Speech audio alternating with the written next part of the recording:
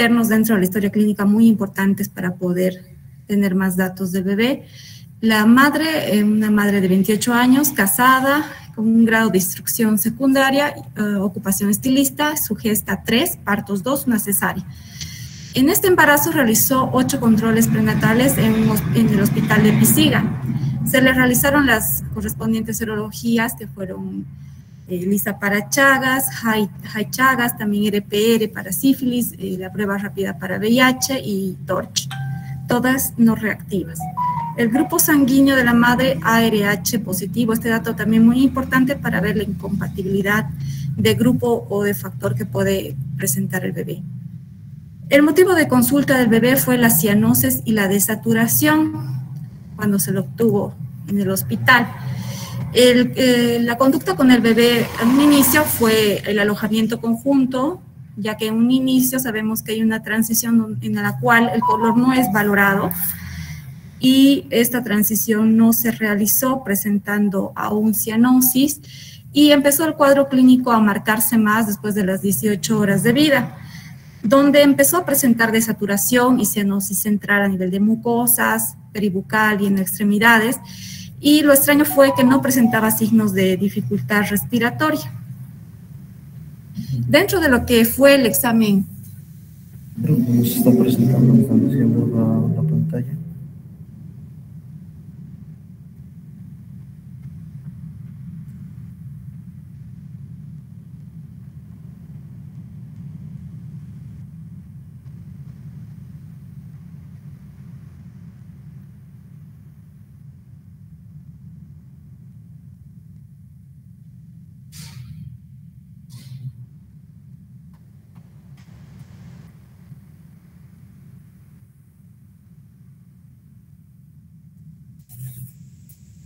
Mil disculpas, hemos tenido algunos problemas técnicos. Dentro de lo que fue el examen físico, en la revisión del neonato se observó que estaba en regular estado general, no presentando signos de dificultad respiratoria, pero sí cianosis generalizada y una saturación entre 60 a 70% oxígeno ambiente, que sería una FiO2 de 21%.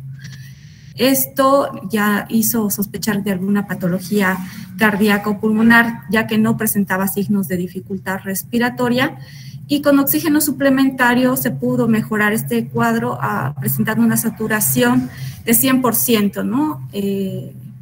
Con una FiO2 al 100%, una saturación de 75-80% es la que se podía alcanzar administrando el oxígeno en esta concentración de fracción inspirada de oxígeno. Al examen físico, como les mencionaba, la piel estaba húmeda y cianótica, el corazón con ruidos rítmicos regulares, con un soplo en foco pulmonar 4 en 6 de gran intensidad, y el abdomen se encontraba blando, un poco distendido, con peristaltismo presente, y presentaba ya una onfaloclisis permeable, la cual se le administró para administrar los líquidos y los medicamentos respectivos.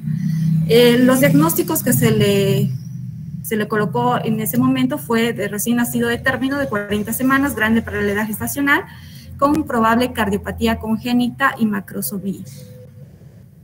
Esta es la radiografía.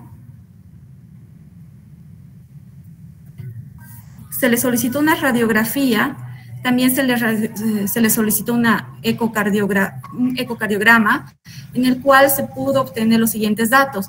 El bebé presentaba estenosis valvular severa con un gradiente máximo de 105 milímetros de mercurio, con una válvula pulmonar displásica, un conducto arterioso permeable, con un cortocircuito de derecha a izquierda, con un gradiente de transconducto de 40 milímetros de mercurio.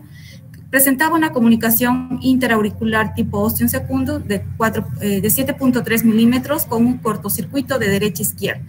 Y el ventrículo derecho estaba hipertrofiado con un aumento del tamaño por las Z-score y una función ventricular izquierda conservada. Presentaba una disfunción sistólica y diastólica ventricular derecha. El paciente por indicación requería valvuloplastía con balón a la brevedad posible y por ese motivo se inició ya las prostaglandinas. Y también se indicó que no se debería administrar oxígeno suplementario para mantener oximetrías entre 75 y 85%, que era con lo que el bebé podía mantenerse estable. En fecha 17 de julio se le realizó una cirugía Y esto es un resumen de la evolución dentro de lo que fue el manejo intrahospitalario. Se observa acá que se le mantuvo en asistencia respiratoria mecánica durante más de 2 semanas y posteriormente sí se pudo continuar con la administración de CPAP de máquina, que es un modo en el cual ya no utilizamos presión máxima, solamente presión positiva al final de la expiración para mantener reclutados los alvéolos. Esto se le realizó por 3 días, casi 3 días, y posteriormente se pudo proceder a la administración de oxígeno suplementario mediante lo que es el casco cefálico o HUD. Y posteriormente, después de 4 días y medio, se pudo pasar a oxígeno ambiente y después de 5 días se pudo ya quitar el oxígeno progresivamente. Aquí podemos ver la imagen que presentaba a nivel pulmonar, donde se puede observar más o menos una imagen como de secuestro en el campo pulmonar derecho, más o menos entre el lóbulo superior e inferior. Y ya para fecha 19 de julio de presente año, el neonato ya empezó a presentar mayores signos de dificultad respiratoria con un abombamiento de tórax y se evidenció que había el ingreso del aire muy disminuido en el campo pulmonar derecho, donde se podía observar esa imagen radiolúcida, un poco radiolúcida en el campo pulmonar derecho, en el lóbulo medio. Posteriormente ya se pudo observar con una radiografía que se realizó la imagen de un neumotórax considerable, con un desplazamiento del pulmón al lado contralateral, por lo cual tuvo que drenarse, ¿no? Y realizar una toracocentesis de inicio y posteriormente una toracostomía para evitar la muerte en este neonato. Se le dejó una toracostomía en el quinto espacio intercostal, en la línea media, en la línea axilar anterior, quinto espacio intercostal, como pueden ver aquí, se le realizó una jareta y se colocó lo que es un tubo endotraqueal para poder descomprimir el neumotórax. Y aquí en la radiografía se puede evidenciar la entrada del tubo endotraqueal, que está más o menos en el cuarto a quinto espacio intercostal, con lo cual el corazón vuelve a su posición y ya no hay el desplazamiento al lado contralateral. Se observa posteriormente en una siguiente radiografía la imagen nuevamente de radiolúcida, mucho más marcada en lo que es en el ápice del campo pulmonar derecho. Por lo cual se decide realizar una tomografía de tórax en la cual se evidencia un neumotórax derecho lobulado por engrosamiento pleural y este va comprimiendo el pulmón derecho. No se pudo descartar la posibilidad de una fístula broncopleural, ya que no se tenía muy clara la situación. Por lo cual se hizo una valoración por cirugía pediátrica, los cuales diagnosticaron lo que es la paquipleura, para lo cual se programó lo que es la decorticación pleural, más o menos a los 10 días de haber entrado la primera vez a quirófano. Aquí tenemos la imagen ya con la posterior a la decorticación pleural, donde ya se puede ver una imagen pulmonar mucho más normal. Se ve el tubo endotraqueal que ya está entrando casi hasta ápice y mejora lo que es la distensibilidad pulmonar. El neonato presenta una evolución favorable y es dado de alta en fecha 7 de agosto, sin signos de dificultad respiratoria, sin requerimiento de oxígeno, con buena tolerancia enteral. Ya podemos ver que no hay ningún desplazamiento del campo pulmonar derecho hacia el lado izquierdo, ya no se ven esas imágenes lobuladas, ya que en un inicio se trataba de una malformación adenomatoidea quística que tiene una incidencia muy baja. Antes era una incidencia de 1 en 25,000, actualmente se diagnostica más por los estudios de gabinete que contamos y hay una incidencia de 1 en 15,000. Estos casos son malformaciones que no tienen que ver con la genética, pero que sí producen alto riesgo a la larga de tumores y de cáncer a nivel pulmonar, y en una etapa temprana de sobreinfecciones y de neumotórax, por lo cual el tratamiento siempre es quirúrgico. Hay que recordar que también estas patologías pueden ir asociadas a lo que es el hidros fetal y también puede ir asociada a lo que es hipoplasia pulmonar, ¿no? En este caso no había una hipoplasia marcada, por lo cual el bebé ha podido hacer una buena compensación. Si bien ha hecho una paquipleura como evento secundario, ha podido ser manejada por la parte quirúrgica. Entonces, son patologías que queríamos presentar que sí se dan en nuestro hospital. Hay muchas malformaciones congénitas. En este caso es una malformación de tipo pulmonar, que habría que hacer diagnósticos diferencial con otras patologías pulmonares, tipo secuestros, pero en este caso se trata de una malformación adenomatoidea quística, para lo cual vamos a hacer una revisión de esta patología. Como les dije, no es muy frecuente, pero a medida que pasa el tiempo podemos ver que estas están en incremento, para lo cual tenemos que estar enfrentados y no solamente esperar lo que les decía, un síndrome de dificultad respiratoria, que tenemos que hacer el diagnóstico diferencial para lo que es membrana hialina de acuerdo a la edad gestacional. Si es muy prematura sabemos que hay mayor riesgo, o si ha habido algún dato de mecone, podría tratarse de un SALAM, o una cesárea sin trabajo de parto, no sería pensar en una taquimia transitoria, o en el caso de un proceso infeccioso materno o ruptura de membranas, pensaríamos en lo que es una neumonía. En este caso, han visto que a un inicio no había signos de dificultad respiratoria, pero posteriormente sí empezó a haber periodos de desaturación y cianosis, que en este caso no ha sido netamente una cardiopatía, sino un problema pulmonar, tratándose de una malformación adenomatoidea quística, para lo cual sus compañeros van a hacer una presentación, y para el último les dejamos el micrófono abierto para sus preguntas.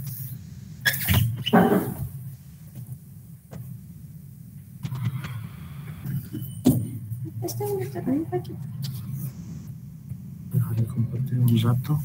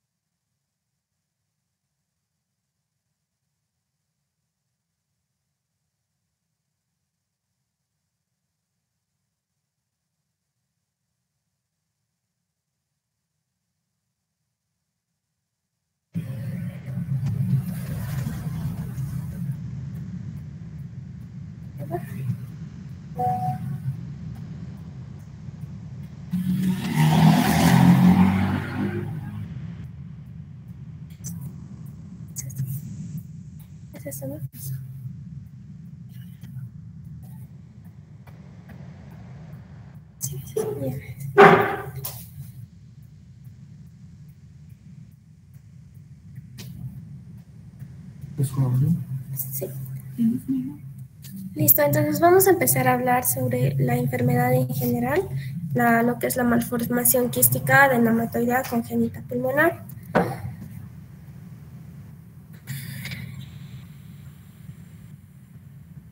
Bien, para empezar, brevemente voy a explicar lo que es un poco la maduración pulmonar, que va a cursar con diferentes estadios. En sí son 4 estadios microscópicos que se van a solapar uno a uno. Primero, la primera etapa es la pseudoglandular, cuya duración va desde las 5 a las 17 semanas, donde los túbulos respiratorios, como se ven aquí en la imagen, adquieren un epitelio pulmonar, pero sin embargo en esta etapa, si bien se forman los bronquiolos terminales, no se van a formar los bronquiolos respiratorios ni los alveolos. En la etapa canalicular, que va a ser posterior, desde la semana 16 a la 25, En aquí la luz de los bronquiolos y bronquioles van a ser de mayor calibre, además que el bronquiolo terminal, como se ve en la imagen, va a originar 2 o más bronquiolos respiratorios, que son estos, y ahí los conductos alveolares primitivos. En la etapa sacular, que va a ir a partir de la semana 24 hasta el periodo final, en aquí va a aumentar la cantidad de sacos terminales, el epitelio se vuelve más fino, los capilares van a rodear a los alveolos, además que en los sacos terminales, como ya lo habíamos mencionado, se van a empezar a originar los neumocitos tipo 1 y tipo 2 y con ello la sustancia surfactante. Y así al llegar a una etapa alveolar, entonces sabemos que es la etapa final, desde el final del periodo fetal hasta los 8 años, en la cual los sacos alveolares van a poseer una pared más fina con tejido conectivo laxo. Alrededor, antes del nacimiento, van a aparecer protusiones en las paredes de los bronquiolos respiratorios y sacos alveolares, que son los alveolos primitivos, y eso llegando a una completa maduración hasta los 8 años. En todas estas etapas de maduración pulmonar van a intervenir diferentes factores como la interacción del epitelio mesenquimatoso, la tensión de la presión de oxígeno fisiológica, algunas fuerzas mecánicas y factores humorales. Algunos de estos factores, cualquiera de ellos que falten o no estén alterados, van a conducir a alteraciones o malformaciones en el desarrollo pulmonar. Entonces, la malformación quística de adenomatoidea congénita pulmonar, también llamada hiperplasia pulmonar adenomatoide, va a representar el 25% de las malformaciones congénitas del pulmón y muy frecuentemente se manifiesta con un diestrés respiratorio en el periodo neonatal, pero también recalcar que en algunos casos va a ser completamente asintomático. La incidencia va a corresponder de 1 a 25.000 a 35.000 recién nacidos, siendo más frecuente en el sexo masculino, que se puede considerar un factor de riesgo. La afectación puede ser unilateral o bilateral, más frecuente afectando al pulmón izquierdo más que el derecho y en el lóbulo inferior, pero eso va a depender del tipo o del grado de afectación. Va a constituir el 95% de las lesiones congénitas del pulmón y el 25% de las malformaciones congénitas pulmonares. En cuanto al concepto de la malformación quística adenomatoidea, va a ser sí un trastorno poco frecuente y va a consistir en un hematoma torácico generado por un trastorno embrionario que acontece entre la 5ª y la 6ª semana de gestación. Ya vimos las etapas. Resulta de la proliferación desordenada del epitelio respiratorio en los bronquiolos terminales, en la cual se va a originar la formación de un quiste, y el quiste puede ser contenida de aire o líquido. Va a surge por un cese de la maduración bronquiolar, y con un excesivo crecimiento del mesénquima pulmonar y la supresión de la diferenciación alveolar, es como que un estancamiento en el desarrollo pulmonar. Existe una clasificación, la Stoker, que va a depender del lugar de afectación, si es en las primeras etapas del desarrollo embriológico o en las últimas. Tenemos aquí la etapa 0, la etapa 1, etapa 2, etapa 3 o etapa 4. Y en cuanto a la clasificación generada en 1977, la de tipo 1 es la más común, en el cual se va a originar en un 50-70%, donde los quistes, como vemos en la imagen, van a llegar o pueden ser de 2 a 10 centímetros. La de tipo 2, con una frecuencia de 35-40%, donde los quistes van a llegar a ser de 1 a 2 centímetros. Y las de tipo 3, que son quistes pequeños, como se ve en la imagen, van a aparentar una lesión sólida. Y aquí tenemos imágenes más claras, cómo se diferencian los quistes de tipo 1 que son de 2 a 10 centímetros, que son las más comunes, la de tipo 2, que son más pequeños, y la de tipo 3, que van a aparentar una lesión más sólida. También hay la clasificación, la misma, de malformaciones adenomatoideas quísticas, modificada de Stoker, en la cual nos van a indicar el tipo 0, tipo 1, tipo 2, tipo 3 y tipo 4. Y aquí vemos la frecuencia de cada una de ellas, siendo la de tipo 1 más frecuente, con un diámetro máximo del quiste de 10 centímetros, en la cual está formado por células de tipo ciliado, pseudoestratificado o columnares. Puede estar conformado en células mucosas del 33%, no va a contar con músculo estriado en cuanto a la histología de cartílago del 5 a 10%, o músculo liso de 100 a 300 microgramos. La de tipo 2 va a ser del 20 al 25% en cuanto a la frecuencia, como ya lo habíamos dicho, cuyo diámetro máximo es de 2.5 centímetros. También va a contar con casi la misma histología, con algunas variaciones. La de tipo 3, con una frecuencia del 8%, con un diámetro máximo del quiste del 1 a 1.5. Y la de tipo 4, con una frecuencia de 2 a 4%, con un diámetro quístico de 7%. Sin embargo, la de tipo 4 no va a contar con la misma etiología de las anteriores. Y esta es la clasificación que más se utiliza para este tipo de malformaciones.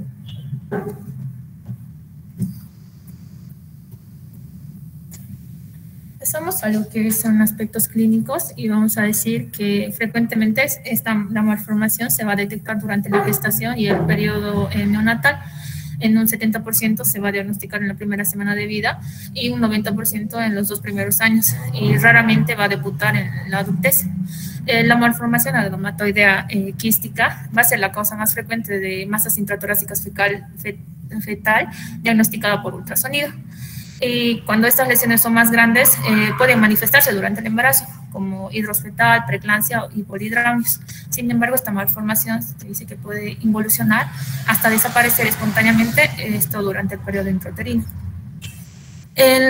Ya al nacer o en el recién nacido se va a manifestar con distrés respiratorio, esto debido a que se va a dar una compresión del parénquima pulmonar normal o que está adyacente a la lesión. También se va a producir una hiperinsuflación durante la inspiración, esto debido a que va a haber una comunicación entre la malformación y el árbol traqueobronquial que va a dar lugar a esta insuflación, y también el atrapamiento de aire mediante un mecanismo de válvula que va a generar un rápido aumento del volumen pulmonar anormal y que esto nos puede llevar a una falla respiratoria. Al examen físico en el recién nacido podemos encontrar ausencia de humor pulmonar, ruidos cardíacos apagados, hipertimpanismo del emitórax afectado.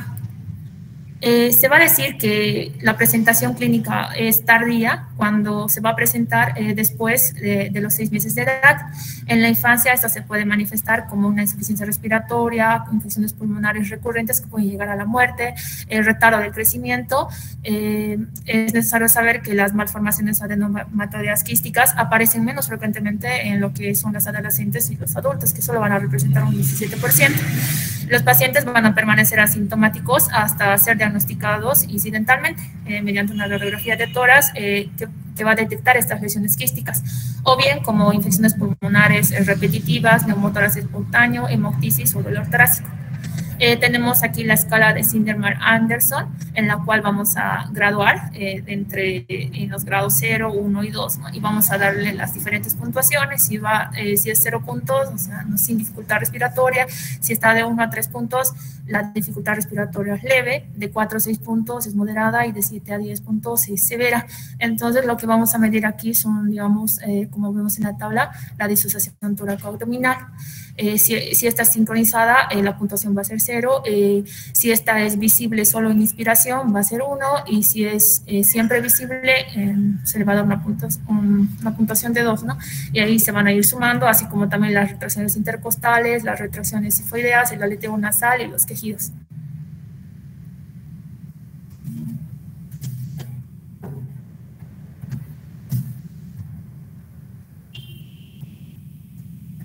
Bueno, continuando con lo que vendría a ser el diagnóstico, el MAC pulmonar puede ser diagnosticado fácilmente por lo que vendría a ser una ecografía de rutina en lo que vendría a ser el segundo trimestre.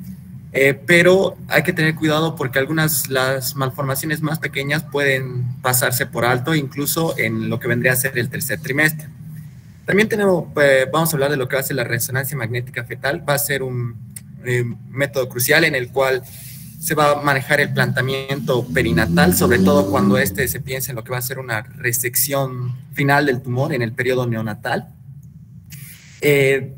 Algunos casos va a haber lo que va a ser una regresión completa, sin embargo, se tiene que hacer un seguimiento con lo que va a ser los rayos X, en lo cual se va a poder observar una imagen unilateral de quística en lo que vendría a ser el pulmón. También vamos a hablar de que el gold estándar para el diagnóstico va a ser lo que va a ser una tomografía, en la cual vamos a poder observar lo que van a ser, se describen 3 presentaciones, que va a ser una imagen única de un quiste que puede ser de líquido o aire, puede ser múltiples quistes o un efisema pulmonar bien localizado. Después vamos a tener que también se va a usar la prueba de lo que es el ultrasonido, en el cual vamos a poder ver lo que va a ser un polidramnios asociado a una imagen sólida o quística torácica. Bueno, el ultrasonido se usa mayormente porque va a tener una sensibilidad aproximadamente del 80% y un valor predictivo positivo de lo que es el 55%. Y actualmente con los nuevos equipos se tiene que la sensibilidad ha aumentado hasta un 90%. En cuanto a los diagnósticos diferenciales, se tiene que diferenciar de lo que vendría a ser lo que sería la atresia bronquial, quiste broncogénico, obstrucción de lo que vendría a ser las vías aéreas superiores como la atresia laringea y un efisema lobar congénito. Asimismo, un diagnóstico se tiene que considerar lo que vendría a ser el secuestro broncopulmonar, que es el cual es reconocido porque tiene una arteria nutricia proveniente de lo que vendría a ser la arteria aorta, reconocida por una exploración Doppler color. Sin embargo, es muy frecuente también encontrar lo que vendría a ser una lesión mixta o híbrida, es decir, lo que vendría a ser una MAC pulmonar asociada a un secuestro pulmonar, el cual en nuestro medio cada vez está siendo más frecuente.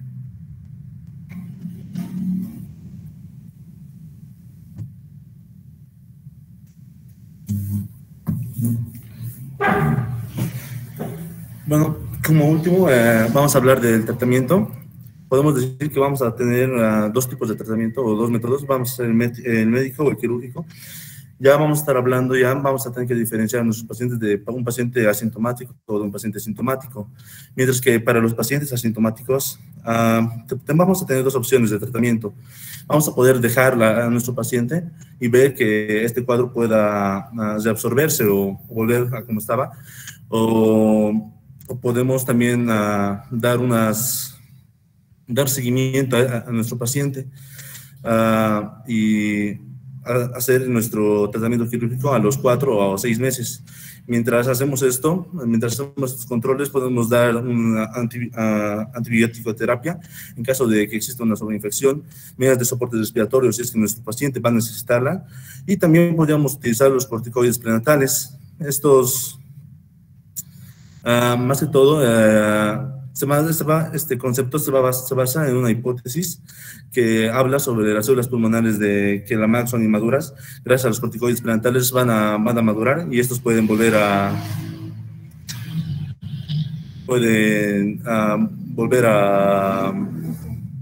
absorberse.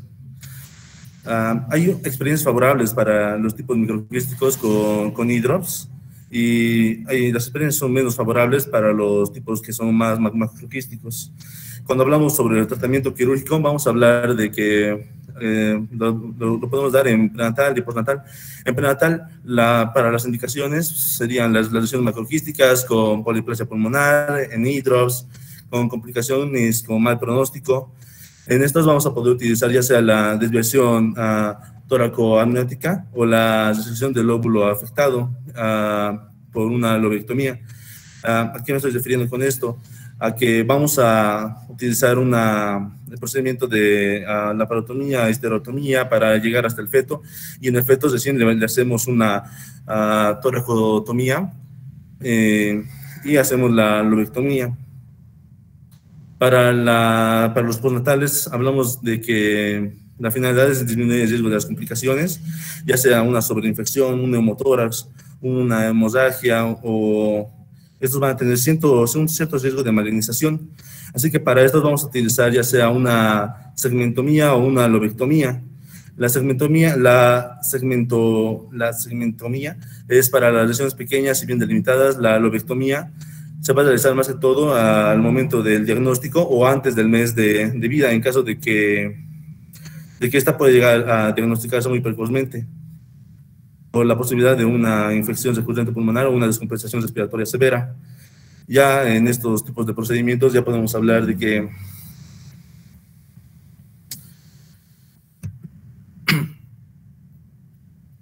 bueno, como conclusiones vamos a decir que es muy importante el diagnóstico prenatal para programar ya sea una intervención quirúrgica postnatal. Los factores pronósticos son la presencia ya sea de lesiones microquísticas, un hidrosis fetal y el compromiso pulmonar bilateral. El manejo apropiado de la MAC aún permanece como un tema de debate, porque algunos autores proponen que el tratamiento quirúrgico sea inmediato en los pacientes con sintomatología, y otros van a sugerir van a diferir de que la cirugía debe realizarse a los 3 a 6 meses en los pacientes que son asintomáticos. Eso es todo. ¿Tienen algunas preguntas? Bueno, eso sería todo. No sé si tienen alguna pregunta sobre el tema, sobre el paciente. En este caso, la revisión que hicimos se trataba de un paciente sintomático, ¿no? Por lo cual se ha tenido que tomar conducta quirúrgica, pero sí ha presentado la complicación del neumotórax y posteriormente la paquipleura.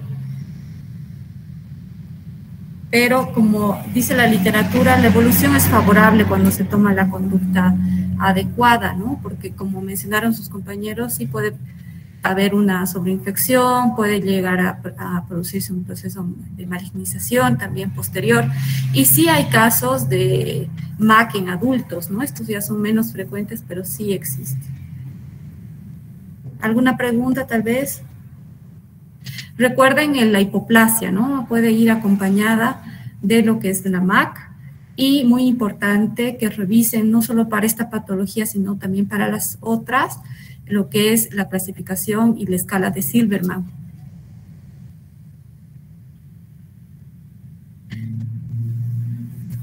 Muy interesante también lo que mencionó su compañero, ¿no? Los estudios de gabinete ahora permiten hacer un buen diagnóstico, limitación de daño y seguimiento, por lo cual la radiografía es muy pertinente, al igual que la imagenología por ecografía y también la tomografía, y no está de más la resonancia, que sería ideal, pero por tema de costos, la tomografía es uno de los estudios de gabinete estándar, ¿no?